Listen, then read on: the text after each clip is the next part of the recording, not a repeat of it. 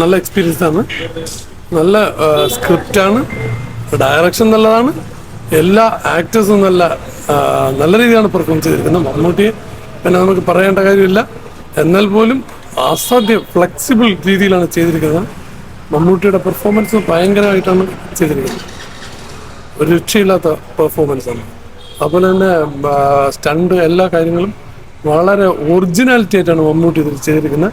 മമ്മൂട്ടി മാത്രമല്ല, മാധവി, അതുപോലെ തന്നെ ഗീതാമ, അതുപോലെ തന്നെ എല്ലാ ആൾക്കാരും, അതായത് സുരേഷ് ഗോപി, എല്ലാ ആൾക്കാരും, അതായത് നമുക്ക് എടുത്തു പറയാൻ തന്നെ മറ്റേ അനിമൂഡറായിട്ട് അഭിനയിച്ച ക്യാപ്റ്റൻ രാജു, പിന്നെ ചതിയൻ ചന്തു എന്ന് പറഞ്ഞാൽ നമുക്ക് ഇത്രയും നല്ല രീതിയിൽ, അതായത് ഒറിജിനാലിറ്റി ആയിട്ട് നല്ല രീതിയിൽ പെർഫോം ചെയ്തിരിക്കുന്നു. പിന്നെ ഡയറക്ടറെ നമുക്ക് ഒരിക്കലും മാറ്റി നിർത്താൻ പറ്റില്ല, അത്രയും നല്ല സ്ക്രിപ്റ്റ് എന്ന് പറഞ്ഞാൽ. പിന്നെ എം ടി വാസുദേവൻ സാർ എന്ന് പറഞ്ഞാൽ ഏറ്റവും മേളിലാണ് നിൽക്കുന്നത്. അതുപോലെ മമ്മൂട്ടിയുടെ അഭിനയം ഏറ്റവും ഉന്നതിയിൽ നിൽക്കുന്നതെന്ന് തന്നെയാണ് പറയേണ്ടത്. യാതൊരു സംശയവുമില്ല. ഇതുപോലുള്ള സിനിമകളാണ് നമുക്ക് ഏറ്റവും അത്യാവശ്യമായിട്ടുള്ള സിനിമകൾ.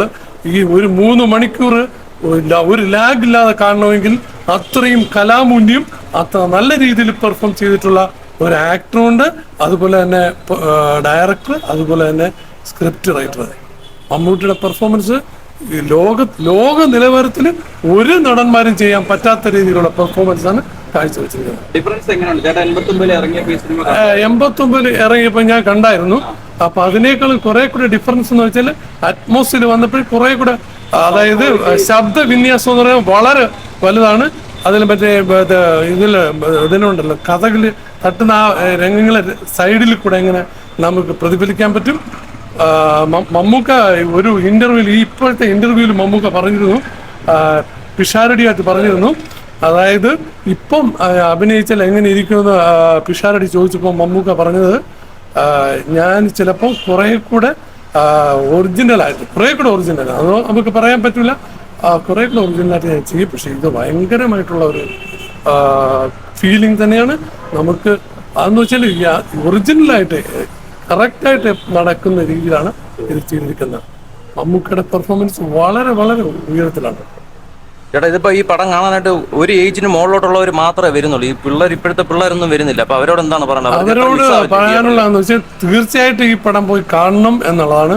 അവരുടെ അതായത് വ്യൂസ് എന്ന് പറയുന്നത് വേറെ ലെവലിലുള്ളതാണ്. അതായത് കലാമൂല്യം അതുപോലുള്ള രീതിയിൽ അവർ കാണുന്നില്ല. പക്ഷെ ബ്രഹ്മയുഗം ഒത്തിരി ആൾക്കാർ കണ്ടായിരുന്നു. അപ്പൊ അവർ എന്താണെന്ന് ഇത് അറിയുന്നില്ല. ശരിക്കും ഇതിന് പബ്ലിസിറ്റി വരികയാണെന്നുണ്ടെങ്കിൽ നല്ല രീതിയിൽ ഇത് പെർഫോം ചെയ്യാം, അതായത് ആളുകൾ കാണും എന്നുള്ളതിന് യാതൊരു സംശയവും. വർക്കിംഗ് ഡേ ആയിട്ട് നല്ല തിരക്കുണ്ട്. വർക്കിംഗ് ഡേ ആയിട്ട് നല്ല തിരക്കാണ്.